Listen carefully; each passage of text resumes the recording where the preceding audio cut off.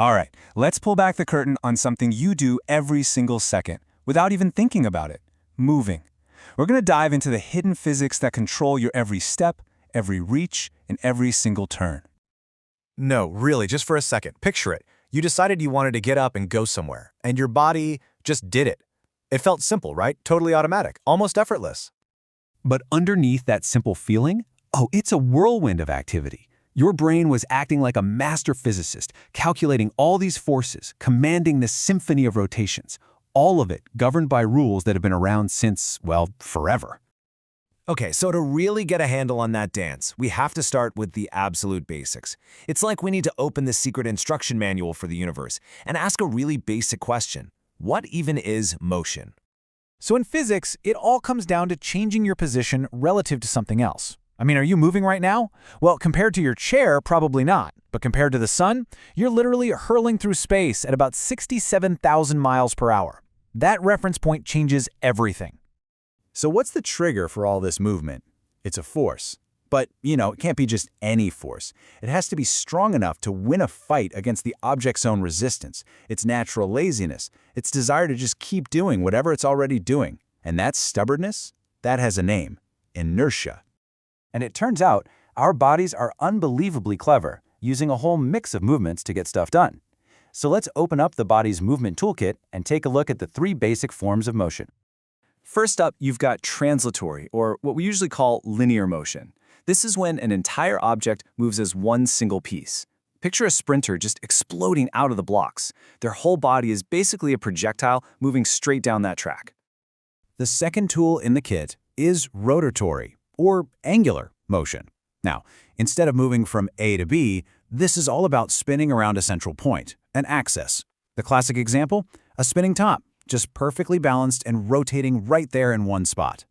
So you have these 2 totally different kinds of movement. Linear gets you somewhere, right? From point A to B. And angular is all about spinning in place. They seem like complete opposites, but this is where the real magic happens. And here's the thing. In the real world, especially for living things like us, movement is almost never just one or the other. It's what we call general motion, a beautiful, seamless blend of both. And this is just the perfect way to understand it. Think about walking again. Your leg swings from your hip joint, right? That's a rotation. That's angular motion. But what's the whole point of that rotation? It's to push your entire body forward across the room, and that's linear motion. It's that combination that actually lets you walk. It's amazing. So we've got our types of motion, but what's running the show? Well, all of this is happening inside a super strict system of rules laid down more than 300 years ago by Isaac Newton. This is the official, non-negotiable rule book for all movement. His first and most famous law is the law of inertia. We kind of touched on this already. Basically, objects are lazy. They just want to keep doing what they're doing. An object sitting still stays still. An object that's moving keeps moving. Simple as that, until an outside force comes along and messes everything up. And to see just how powerful this is, think about a whiplash injury. When a car gets hit from behind, the car seat violently shoves your body forward. But your head, thanks to inertia, tries to stay put for just a split second.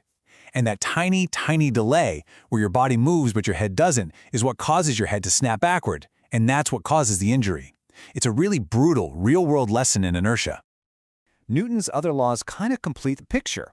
The second one is pretty simple. The more force you use, the faster something speeds up. Push your shopping cart gently, it moves slowly. Shove it hard, it takes off. And his third law is the famous action-reaction one.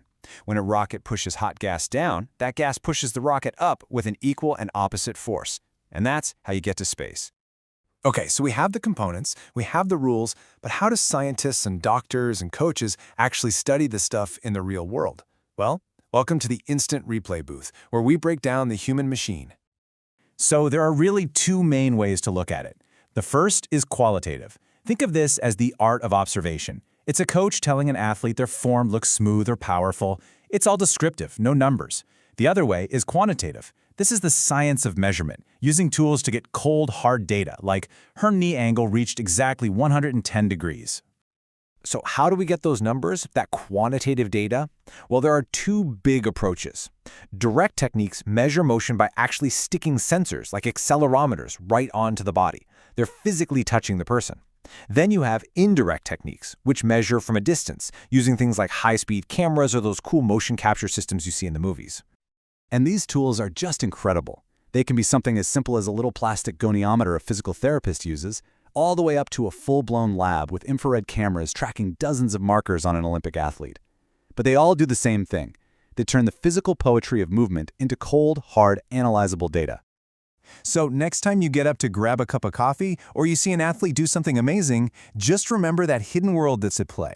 The constant fight with inertia, that beautiful mix of linear and angular motion, and Newton's unbreakable laws. So I'll just leave you with this question. Now that you know the physics, what simple, everyday movement are you never going to see the same way again?